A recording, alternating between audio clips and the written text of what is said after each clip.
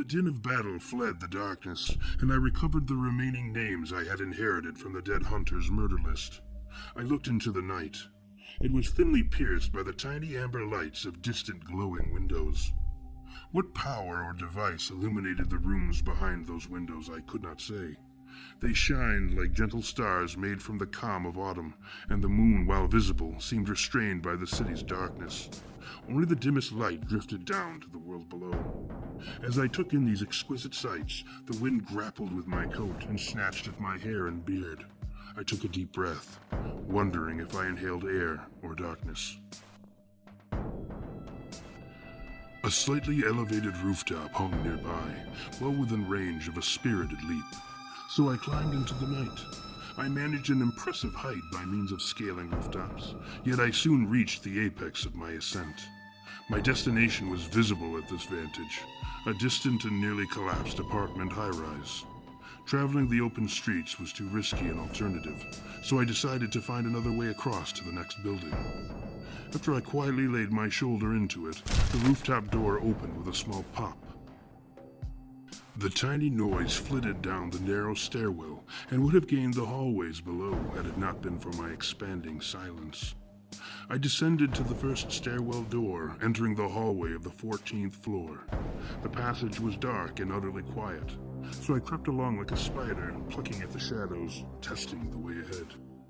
Suddenly, the sound of a cracking whip exploded into the hallway.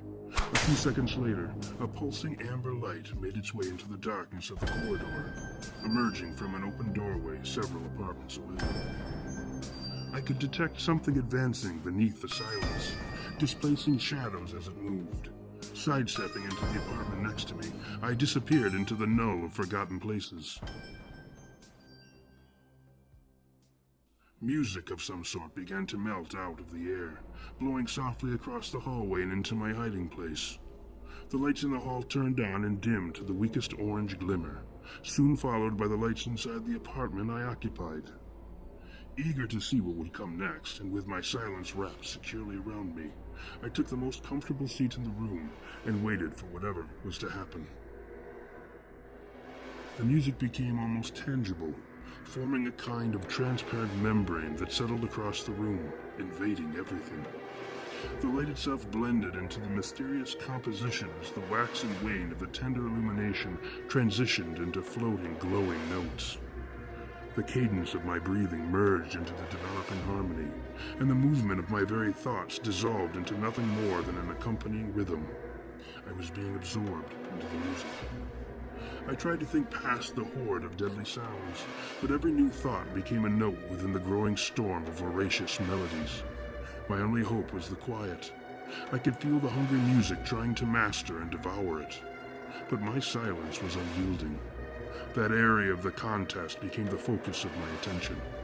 I listened as I never had before, to a silent song only I could hear.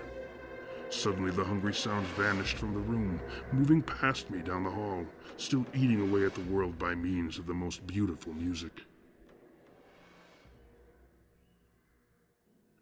With the nightmare music gone, I slipped from the room and re-entered the hallway, approaching the apartment where the unearthly music seemed to have come from.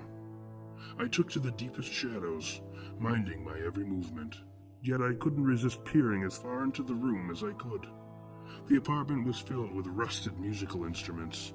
They were suspended from the walls by large hooks, strung with glistening webs of what seemed to be saliva. Sitting in the middle of the room was a man sharply dressed in the dusty apparel of an orchestra conductor. Instead of a conductor's baton, his right hand held what appeared to be a lion tamer's whip. He was apparently sound asleep, bearing the signature features of a man afflicted with the advanced stages of the infamous sleeping sickness. His eyes were completely sealed shut, so much so that there was no distinguishing the fact that eyes had ever occupied the unbroken expanses of smooth skin that now lay placid and pale above his cheeks. He sat disturbingly still, only occasionally whimpering a muted cry in his sleep. Yet the pathetic sound seemed to come from an impossible distance, buried somewhere deep within the man, as if he were crying out from the yawning depths of a deep black pit.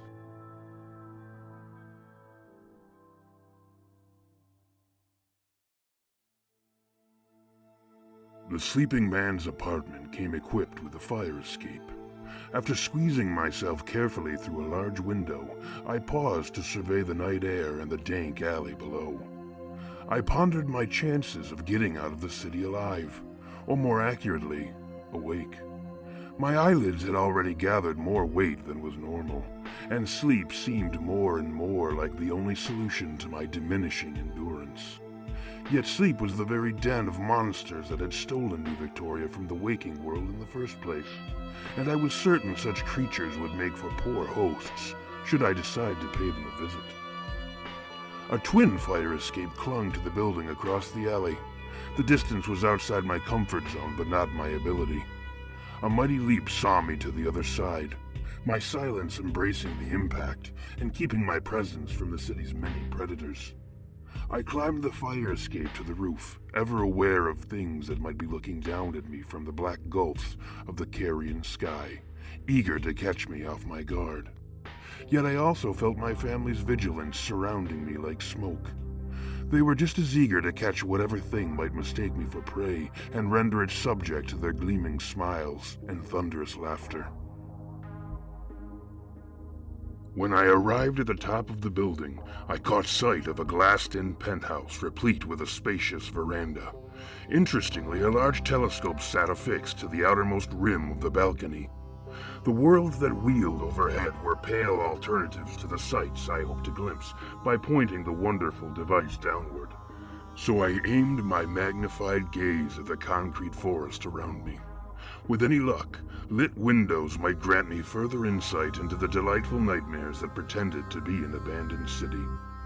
A lingering curiosity concerning the strange quartet of women caused me to turn the glass towards the east end of the town, the direction from which they had most likely come. Their original number had dwindled, my father having seen personally to the subtraction, but I was curious to know the fate of the remaining 3.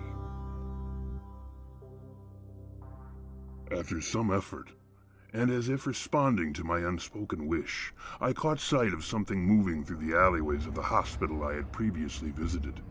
It was one of the women. She was strapped to a hospital gurney that was being conducted down a poorly lit corridor. The gurney was propelled by a power largely imperceptible, and I could only discern some kind of presence by the effects it exercised upon the shadows it touched. The darkness of the hallway seemed to adhere to the invisible thing, clinging to it like tar and supplying it with only a minimal suggestion of shape and size. The outlining shadows described a thing of nonsensical construction, an organism that begrudged nothing to the traditional symmetries of earthen biology and partook its shape solely from the unprincipled reasoning of chaos. The unorthodox creature continued to push the gurney down the hallway, occasionally wiping the dripping shadows from the amorphous swelling that rose high and hideous from her abdomen. From behind her stretched flesh, the dim outline of the germinating nightmare was scarcely visible as a mass of shifting darkness, twisting and flipping as if it were trying to put itself together, one inhuman limb at a time. Suddenly, the head of the thing obtained a terrible definition as it pressed hard against its cage of flesh. It seemed to turn its attention towards the captured woman, leering into her panicked face. The unborn creature projected its hungry glare beyond its gilding of human skin, laying a cold glow across the dull and sightless eyes of its mother, eyes that had long since lost their connection to the world beyond and behind them. The woman was finally delivered into a large room, lit only by a small collection of tapered candles. After placing the woman in the middle of the room, her monstrous guide waddled back down the hallway by which it came, leaving wet shadows in its tracks.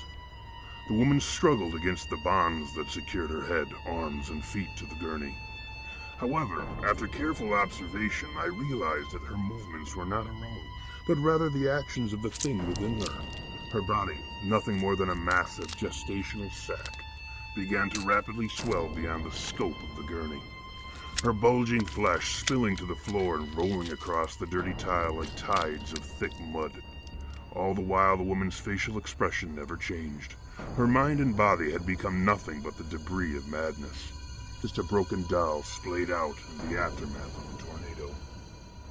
The thing that had once been a woman began to burst apart from the inside, releasing a septic spray of inhuman fluids that drowned all the candles in the room save one. By the glow of that lone flame, the infant nightmare stripped off its mother like wet clothing, dropping what was left of her in a steaming heap of molten flesh. The creature waved its dainty and human hand before its eyes, inspecting the solidity of its new world, perhaps wondering if its hand might turn to smoke, or if the air would transmute suddenly into a cold sound that only the dead could hear. Evidently quite satisfied with its new accommodations, it smiled with 1,000 tiny teeth and walked off into the darkness of the outer hallway, disappearing like a secret floating into silence.